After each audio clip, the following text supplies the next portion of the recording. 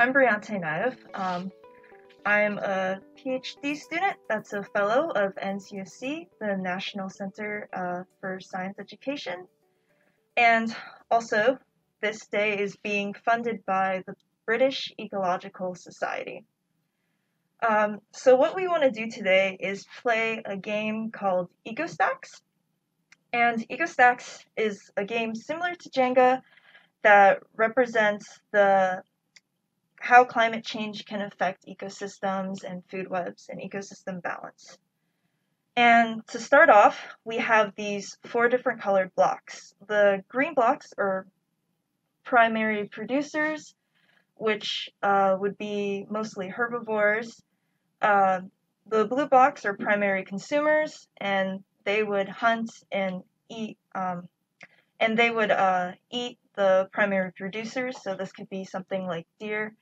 And then we have the secondary consumer, which is yellow, and the tertiary consumer, which is orange, which will be predating on the other blocks.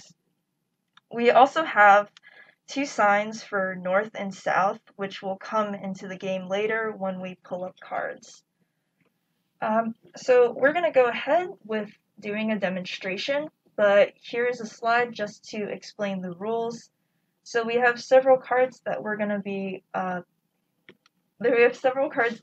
flipping through and following their instructions, and these cards would tell us where we place these certain blocks. And again, these blocks are representing primary producers, primary consumer, and secondary and tertiary consumer.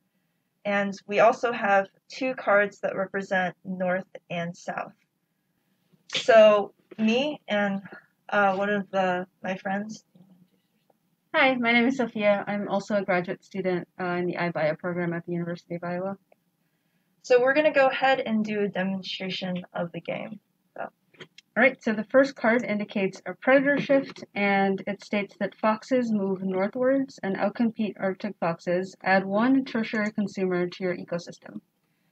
So we have these 2 signs here for north and south, and I will just add the foxes right here. If they can. Cool. All right, next card. All right, so this card says plant distribution. The pace of climate change exceeds the ability of trees to adapt to their new climates. Remove 2 primary producers from your ecosystem. Okay.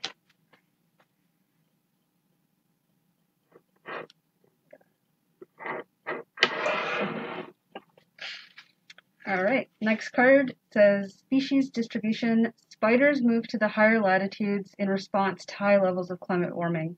Remove 1 secondary consumer from your ecosystem. 1 secondary consumer. Cool. I feel like it's going to tumble.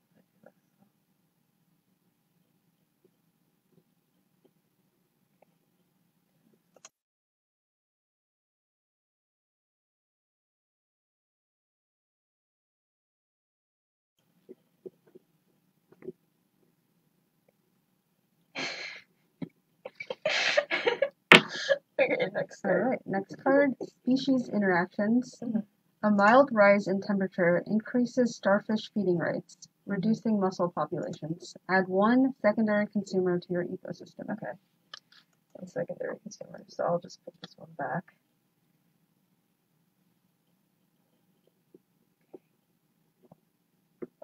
I don't know how long this is going to last. All right, next card is plant distribution. Warming climate shifts optimal monkey flower ranges to higher elevations. Remove 2 primary producers from the southern side of your ecosystem and add them to the northern side.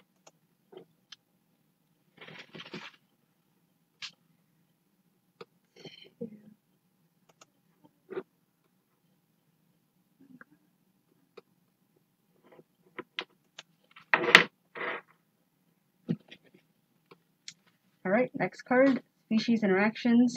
Temperature increases affect seasonal species interactions, organism fitness, and geographic ranges.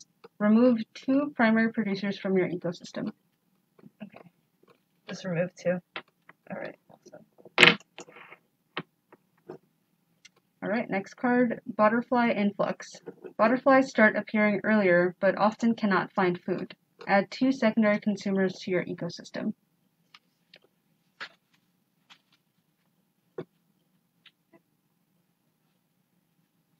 So as we go through this demonstration, any of the participants or viewers can leave comments of questions or suggestions on how to continue the game. All right, next card, plant distribution. Climate change alters plant elevation and distributions, causing longer growing seasons, earlier flowering, and earlier harvest. Remove 2 primary producers from your ecosystem. Okay. I wasn't always like the best at Jenga, so there we go. All right, next card, butterfly extinction. Increases in human activity causes species shifts and ultimately extinction. Remove 2 primary consumers from your ecosystem. 2 primary.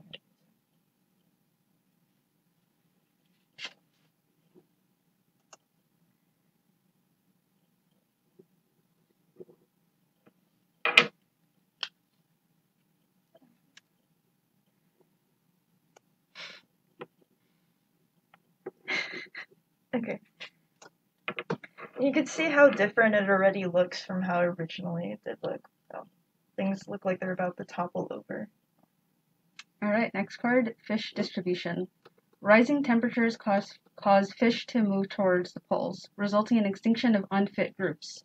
Move 1 tertiary consumer to the northern range of the species.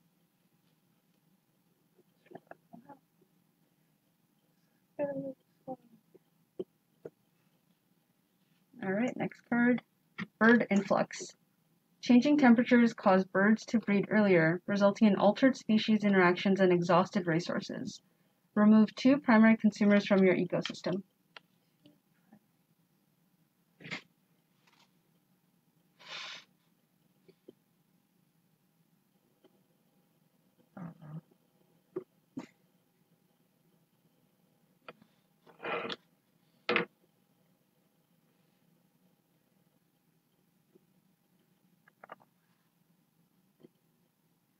I feel like anyway. Okay. The ecosystem's going to collapse. I'm very surprised. We're on the brink of collapse here. Yeah. All right. Mammalian shift. Climate change causes small mammals to seek out higher elevations, causing a change in distribution. Move 2 secondary consumers from the southernmost area to the northernmost area in your ecosystem. Southernmost area to the northernmost area. Okay. There's nowhere to put them. Yeah. There's nowhere to put these blocks, so I'm just gonna say that this ecosystem's One more. on. Oh, we have one more. Yep, 2 secondary consumers. Okay. We remove them or move them. Move them to the northernmost area in your ecosystem. Yeah. There's nowhere to place these blocks, so I'm just gonna say that this ecosystem obviously looks very different from when it did in the beginning.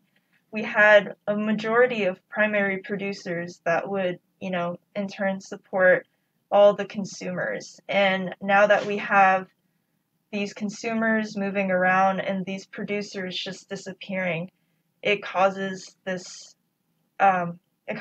tower to either like topple over or to look very unbalanced like it does right now. So if there's any questions right now, we will take them as comments in the link. Hello, we're back and we have a question in the comments. All right, so this question from the viewer, first a comment, this is so fun. So the question, why do you set it up like a pyramid? Is this reflective of the true ratio of different consumers to producers? And that is a good question. So this pyramid is reflective to food web. Usually food webs are supported by the primary producers, and primary producers could be, for example, like grass. And a lot of things eat grass. If you imagine the primary consumers being grasshoppers, they're relying on that grass, and there's a lot of grass and grasshoppers in maybe one community, and there's like less and less consumers. Do you want to add anything to that? Okay. And so this is reflective of a food web that you would see in actuality. So I'm going to go ahead and explain the game again and do a demonstration. So this game's called EcoStax, and it represents a food web, and it's about how climate change can affect ecosystem balance. So we have 4 different colored blocks that you can see here. The bottom ones are green, and they represent primary producers. So as I said before, that could be grass. The blue ones are primary consumers, which would be something that would eat the grass, like maybe a grasshopper. And then we have secondary and tertiary consumers, which would be predating on the other consumers. Also in this game, we have 2 labels that label north and south, because we're going to be running through cards that are actual published scientific articles that have shown how climate change is affecting the ecosystem. And in some of these cards, they'll say that some species, some producers or consumers move north or south. And usually the way the game ends is that the ecosystem becomes imbalanced from this climate change, and it topples or it looks very different. But we're going to go ahead and do another run through of the game, and I have a friend helping me here. Hi, my name is Sophia. Yeah. Alright, so I will be reading the cards. So the first event that we have is a mammalian shift. And so the card reads, climate change causes small mammals to seek out higher elevations, causing a change in distribution. Move 2 secondary consumers from the southernmost area to the northernmost area in your ecosystem. Okay. So that is... Oh, that one already fell. But we will continue the game. A few more cards. Alright, the next card is bird influx. Changing temperatures cause birds to breed earlier, resulting in altered species interactions and exhausted resources. Remove 2 primary consumers from your ecosystem. Okay. Alright, next is fish distribution. Rising temperatures cause fish to move towards the poles, resulting in extinction of unfit groups. Move 1 tertiary consumer to the northern range of the species. So we have only 1 tertiary consumer, so I think it's just going to stay in the same spot. Alright, next is butterfly extinction. Increases in human activity causes species shifts and ultimately extinction. Remove 2 primary consumers from your ecosystem.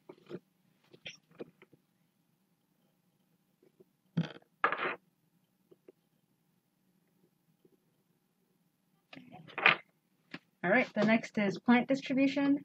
So climate change alters plant elevation and distributions, causing longer growing seasons, earlier flowering, and earlier harvest. Remove 2 primary producers from your ecosystem.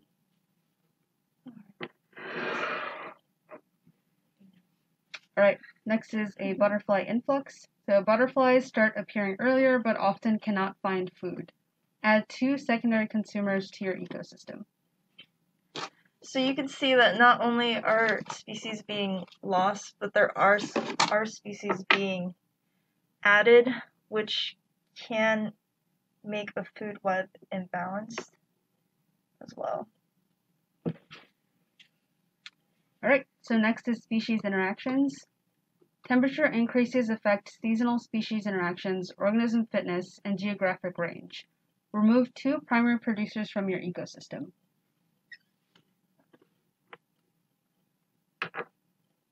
Alright, next is plant distribution. Warming climate shifts optimal monkey flower ranges to higher elevations. Remove 2 primary producers from the southern side of your ecosystem and add them to the northern side.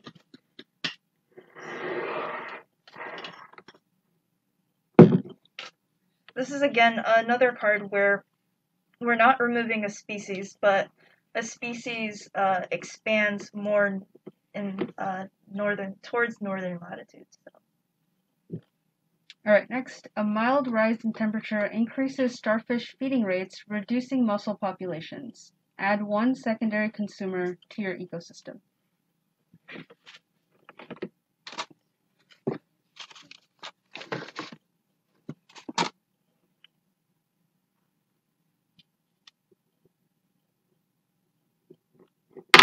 Okay. Alright, I'm going to consider that a topple. So you can see how the ecosystem became unbalanced because of all these changes that are caused by climate change. And there are several examples of species moving from the south side to more northern ranges, and how we had to add so many secondary consumers. And if anybody has any questions, you can comment them now.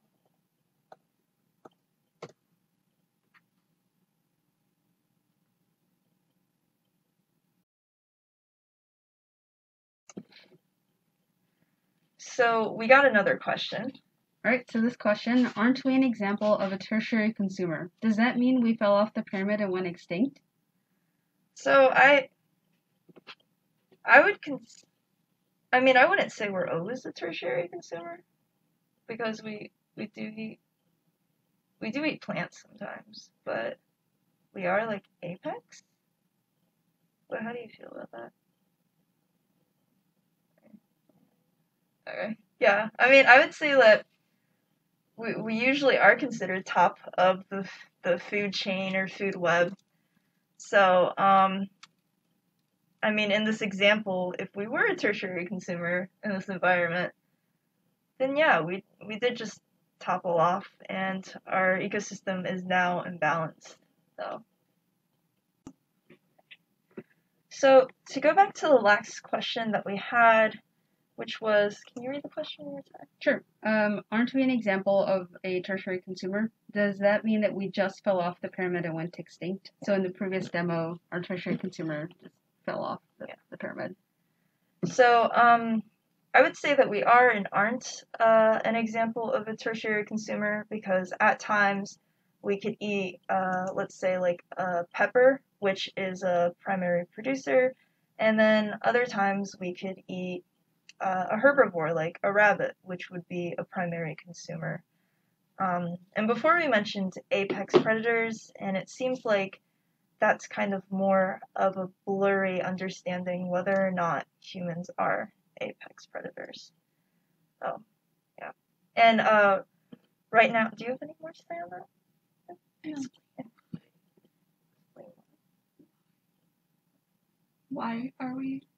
Why is it blurry that humans are or are not apex predators?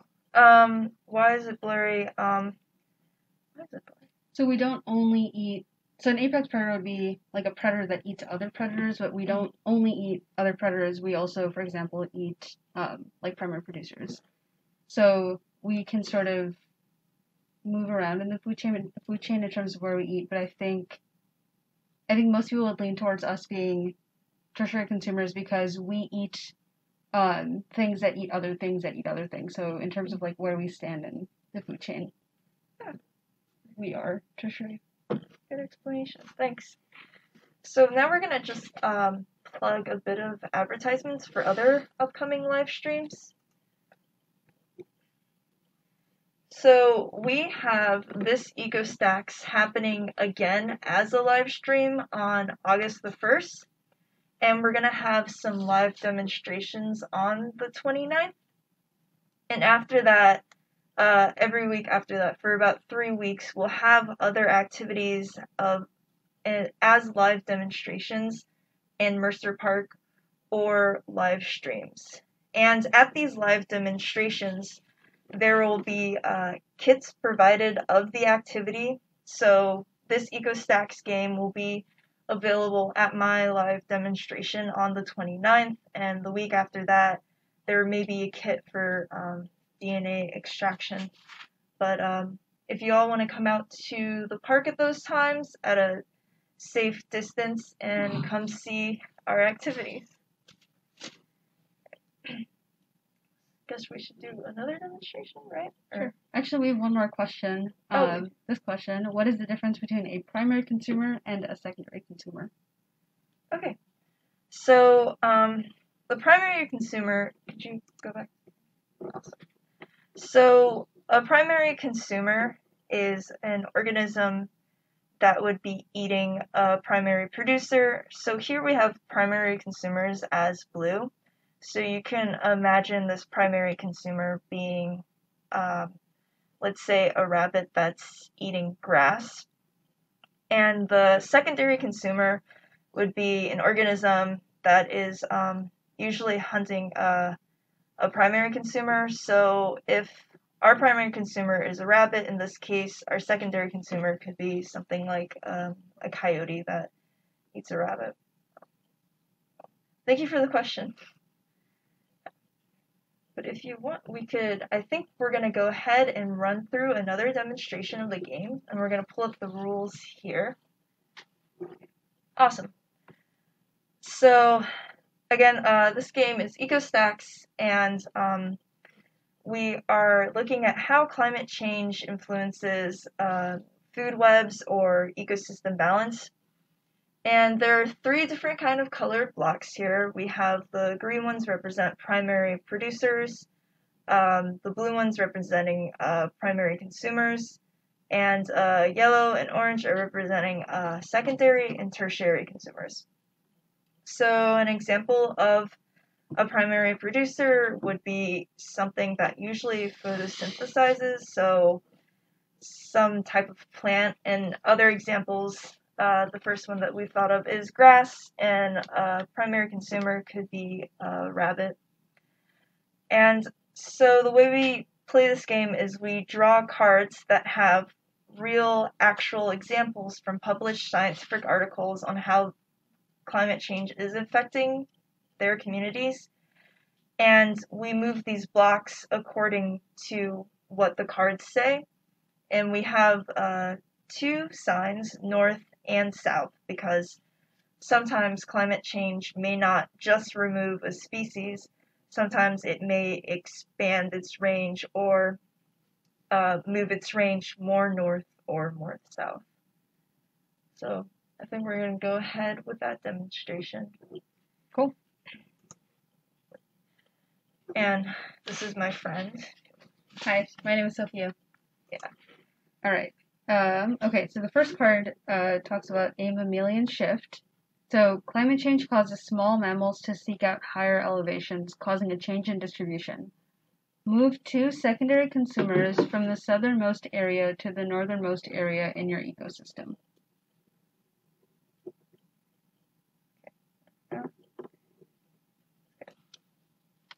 All right, next is a bird influx. Changing temperatures cause birds to breed earlier, resulting in altered species interactions and exhausted resources. Remove 2 primary consumers from your ecosystem. All right, next is fish distribution. Rising temperatures cause fish to move towards the poles, resulting in extinction of unfit groups. Move 1 tertiary consumer to the northern range of the species. So we only have 1, so I'm just going to move this forward a little bit. All right, next is butterfly extinction. Increases in human activity causes species shifts and ultimately extinction. Remove 2 primary consumers from your ecosystem.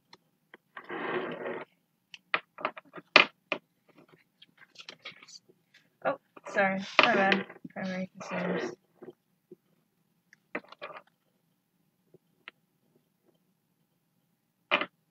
All right, next is plant distribution. Climate change alters plant elevation and distributions, causing longer growing seasons, earlier flowering, and earlier harvest. Remove 2 primary producers from your ecosystem. All right, next, butterflies start appearing earlier, but often cannot find food. Add 2 secondary consumers to your ecosystem. Okay, 2 secondary consumers. There's not that much space. So, here. All right, next, species interactions. Temperature increases affect seasonal species interactions, organism fitness, and geographic range. Remove 2 primary producers from your ecosystem. Primary producers. All right, Alright, next. Warming climate shifts optimal monkey flower ranges to higher elevations. Remove 2 primary producers from the southern side of your ecosystem and add them to the northern side. So here I would just like to highlight how different this is. It's no longer a pyramid, it's a bunch of blocks that are kind of close to toppling over.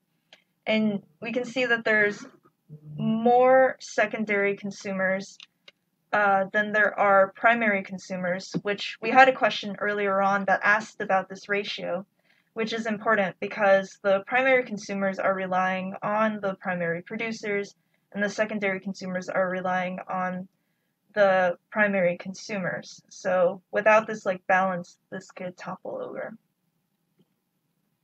Okay, next, a mild rise in temperature increases starfish feeding rates, reducing mussel populations. Add 1 secondary consumer to your ecosystem.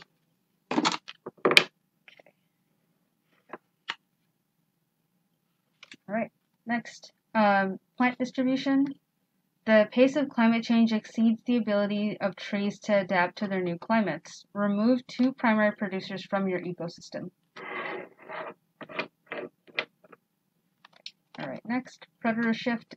Foxes move northwards and outcompete Arctic foxes. Add 1 tertiary consumer to your ecosystem.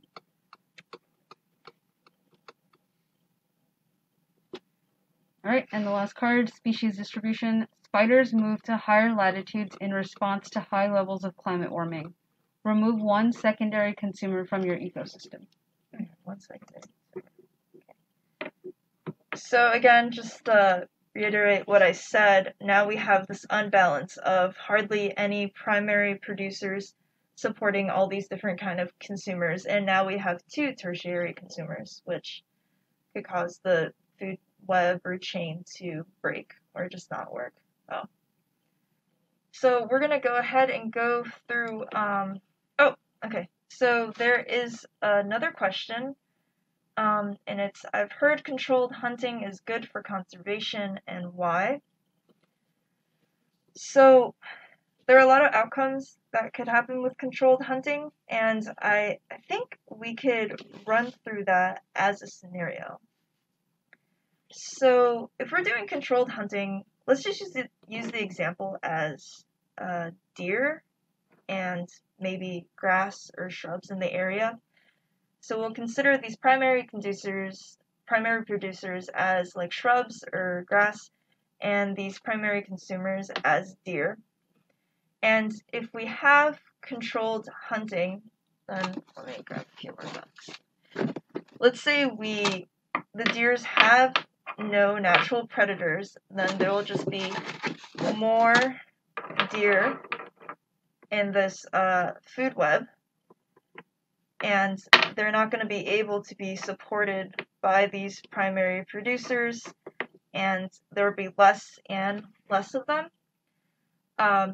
So what hunters would do if it's controlled, they would keep the deer at a stable population so they don't eat too many primary producers, because if there is no control, then we just have probably a topple of food webs.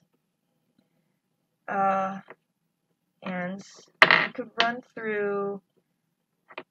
we could also run through overhunting as well, and exploitation. So if we do that and the deer are hunted too much, let's imagine that there are other predators that can eat them, like secondary consumers, maybe bears or coyotes, and let's say they're hunted too much or they're poached, then we'd have these predators that are relying on this smaller and smaller population of deer. And also, with the less deer eating these primary producers, there'll be more and more of them, which could change the ecosystem drastically. So that's why controlled hunting could be beneficial if there's no natural predators eating these like herbivores. Do you have any comments? Good. All right. Awesome. So I think we could run through one more scenario. Sure. Awesome. Thank you for the question.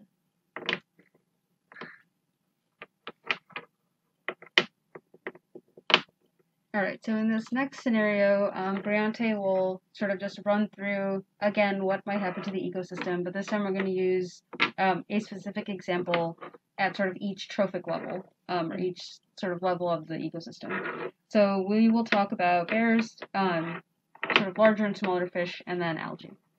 Yeah. So in this scenario, like Sophia just said, let's say we have our primary producers, which would be, like, let's say algae or other plants in a lake.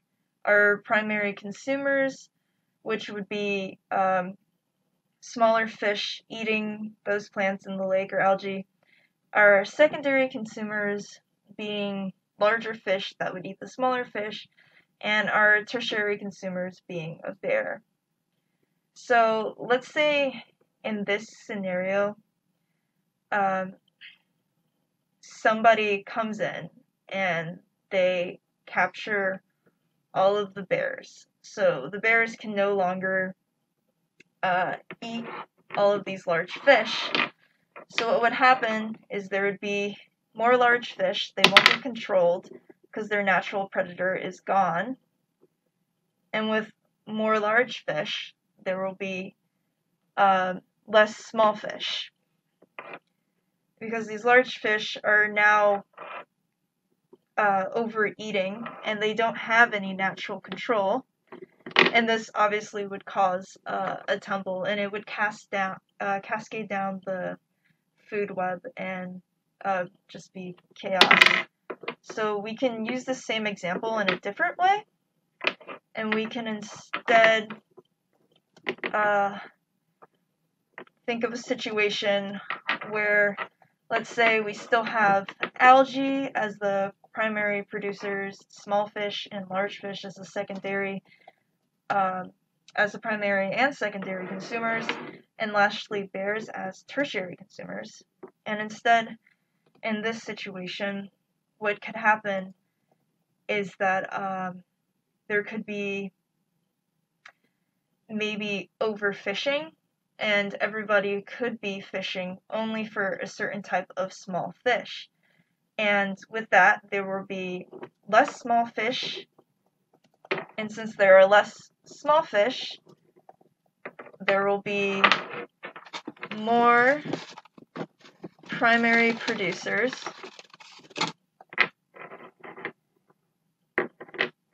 and also with less small fish, I mean, there's not going to be larger fish that eat them, and that cascades up instead to bears, which will have to adapt in a different way or find a different area that hasn't been affected.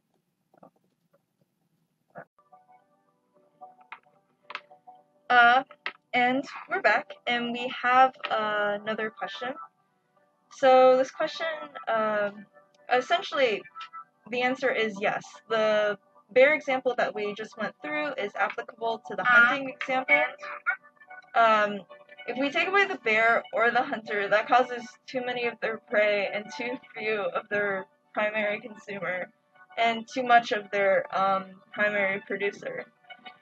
If it's a hunter that hunt too many deer, there's too many coyotes, which is a secondary consumer, for example, and not enough deer, and too many plants.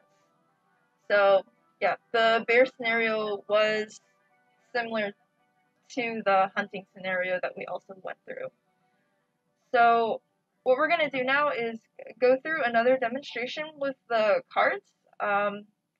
And if you all have any suggestions or questions, let us know.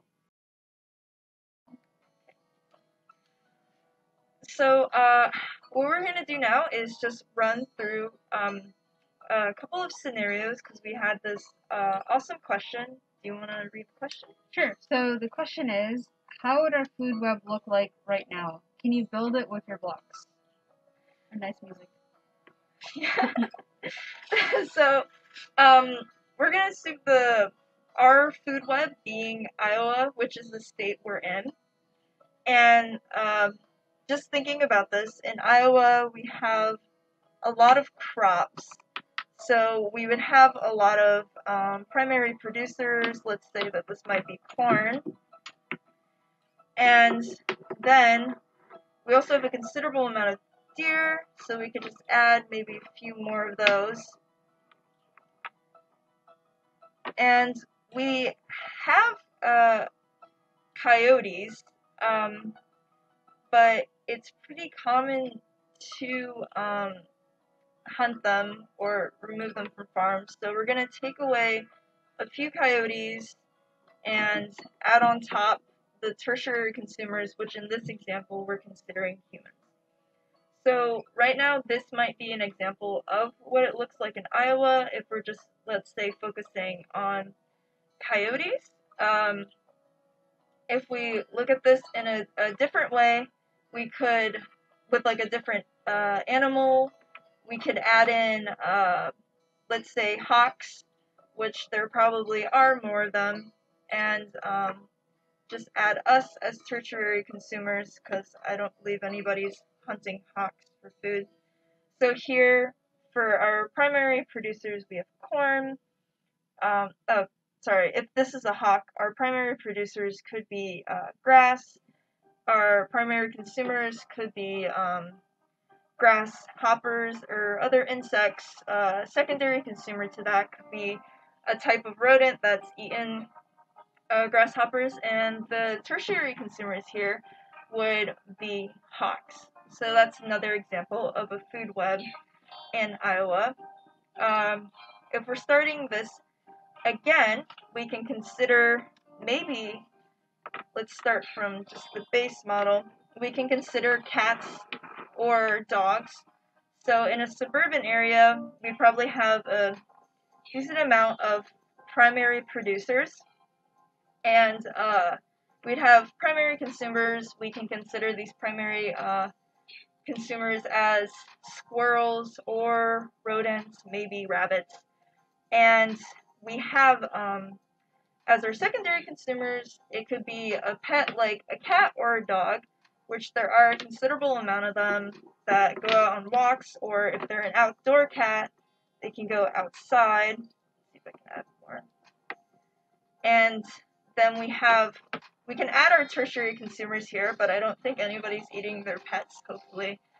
So in this scenario, if we have a lot of outdoor cats in an area, or just some dogs, they could be eating, most likely cats, they could be eating like sparrows that are in your area, or rodents like squirrels that are also like in your backyard, or field mice that are in cornfields or the prairies. So with that example, with cats and dogs, you can see there's like a lot more secondary consumers and a lot less primary consumers. And there are other examples that we can go through for Iowa. We can look at organisms like maybe raccoons and skunks, which are sort of scavengerish. So I'm just going to do the base outlay that we have here. And let's say there's a high, like maybe overpopulation or infestation of raccoons and skunks in the area. We can maybe assume this primary producer being like leftover compost or trash, and skunks and raccoons being a primary consumer, which that means that their population would increase. Here, more. And they're just another example of what would happen in maybe a suburban Iowa city. And we may still have coyotes or other animals eating those skunks and raccoons. And we could maybe go through an example of another mammal that we have in Iowa, which is bats. And in that example, for the baseline, we would have grass or other vegetation as the primary producers. And then as the primary consumers, we would have insects that are eating grass or different vegetation. And as secondary consumers, we could have bats that are eating those insects in the night. And if, let's say, there's a lot of people removing more bats than they need to, or there's also the white nose syndrome that bats are dying from with this, which is a fungus, then we have, let's say, less bats. I mean, we can imagine this being us, but we're not. I'm pretty sure we're not eating bats. And there will be more and more insects in whatever city this is if there are less bats. So that's an example. I think I'm gonna go through one more scenario with farm animals, but if you wanna, come in. Alright, cool. And the last scenario that I think we can think about for a food web in Iowa is probably livestock, like maybe pigs, cows, llamas. We also have elk here too as livestock. So again, we have primary producers representing maybe the grass that these livestock would be eating. The primary consumers being the livestock, like cows or llamas. And we would probably, we could just represent ourselves as a secondary consumer in this situation, where it's more on the balance side because we are controlling it. But yeah, those are several different examples of food webs that could be happening, at least in Iowa. So it was a really long time to answer that question, but I hope it was answered. This is part of a kind of like a summer camp through like Parks and Rec and our like science booster club. And there will be other activities happening for a couple of weeks. So if y'all would like to come out to Mercer Park, we'll be happy to have you and run through these activities with y'all. So again, this live stream was funded by the British Ecological Society, NCSC. I'm a fellow of NCSC, the National Center for Science Education, and also the Iowa City Booster Club. So thank you for watching the stream. I hope you'll come to the other ones in the next few weeks, and goodbye.